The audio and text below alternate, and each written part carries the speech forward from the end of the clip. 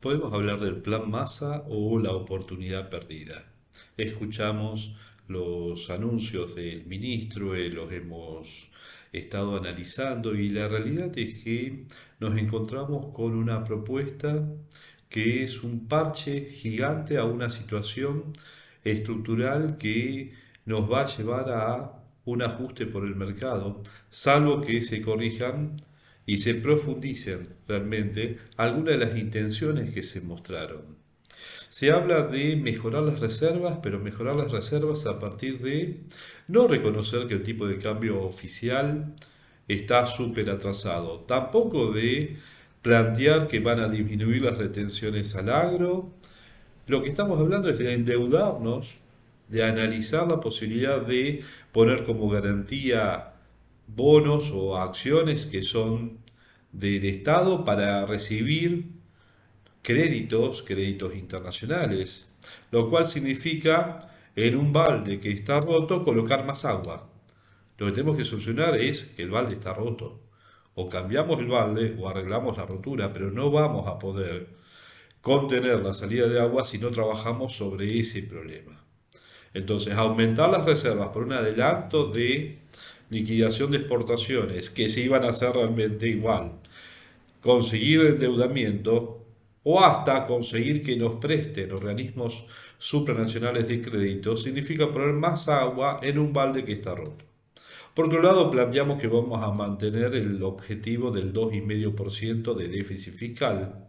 pero no se lee en ninguna medida, salvo el decir no van a ingresar más empleados públicos en el Estado Nacional centralizado.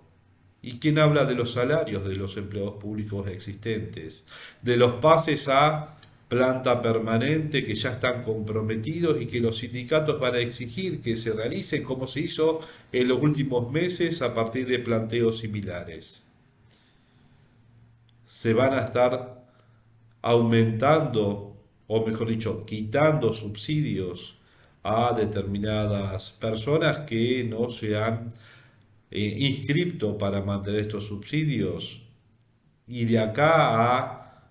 quién sabe cuándo comenzarán a aumentar las tarifas, seguramente septiembre, octubre o noviembre. Bien, políticamente veremos cómo se aplica esa medida, a quién efectivamente se le aplica y cuál es la verdadera dimensión de la reducción del gasto que en subsidios posiblemente permanezca un 90% del gasto que hoy se realiza en energía o la transferencia que hoy se realiza para subsidiar energía y solamente se disminuya un 10%. En todo caso, si lo llevamos a valor dólar, esos montos son irrelevantes frente a la dimensión del déficit del Estado. Se va a trabajar sobre los planes sociales para convertirlos en trabajo. Muy bien, no hay un solo anuncio, no hay ninguna medida que esté de alguna manera alentando a alguien que no haya contratado a una persona hasta hoy para que vaya a contratarla en el futuro. No se habló de ningún tipo de reforma estructural del mercado laboral, ningún tipo de incentivo hacia las inversiones productivas reales, más allá de líneas de crédito que se tratan de colocar por medios que no funcionan. El Ministerio de Producción en gestiones anteriores que se planteaban créditos termina siendo un direccionamiento de créditos hacia manos amigas. Entonces, veremos cómo se eficientiza, pero eso va a requerir tiempo, lo que es la canalización de financiamiento hacia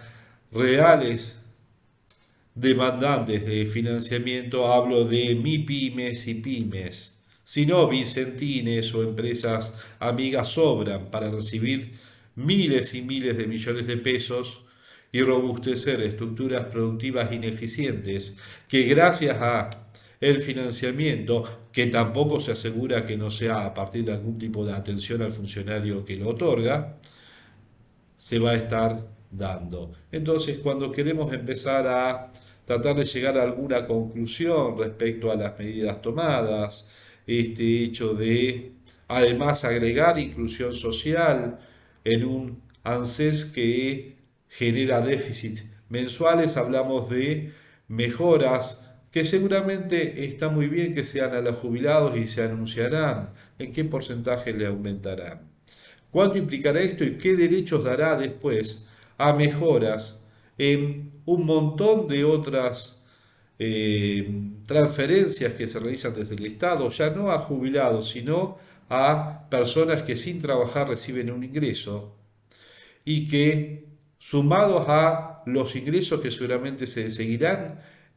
transfiriendo a empresas estatales ineficientes que pierden millones de dólares por día, a otra vez hablo de organizaciones sociales que reciben fondos sin ningún tipo de control y que de acá a 12 meses se verá cómo se resuelve. La realidad es que es muy difícil que se cumpla con el hecho de que el Tesoro no siga financiándose desde el Banco Central, salvo que se aumenten muchísimo las tasas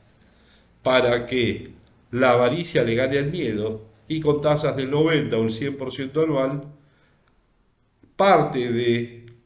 el sector, ya sea institucional, público o privado, siga financiando por lo menos en el corto plazo al tesoro. Pero estamos hablando de seguir endeudando a un tesoro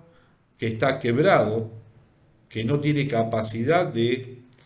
generar genuinamente intenciones de prestarle. Se habla de un canje voluntario de deuda, veremos la propuesta, pero va a ser difícil que alguien que esté endeudado, mejor dicho, que le haya prestado al Estado por ser tasa Badlar o dólar líquido, cambie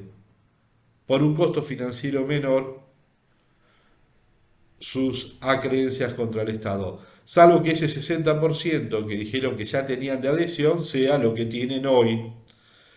distintos organismos públicos que han comprado en el mercado deuda en pesos del Tesoro argentino y digan, le vamos a cambiar a la ANSES y a otras instituciones la deuda en pesos cara por una nueva, haciendo todavía más gravosa la situación para el propio Estado. Cuando queremos llegar a la conclusión vemos que las medidas que ha anunciado el nuevo superministro Massa, el doctor Massa, ¿m?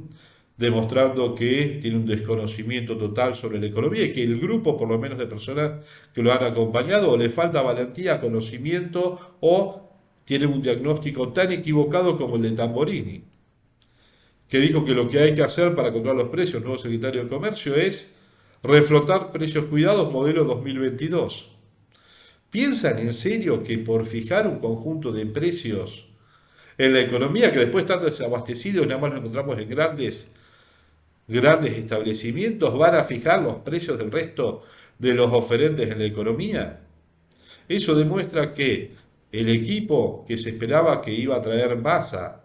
como superministro, el doctor Massa, al frente de la economía argentina, ha terminado siendo alimentado por un conjunto de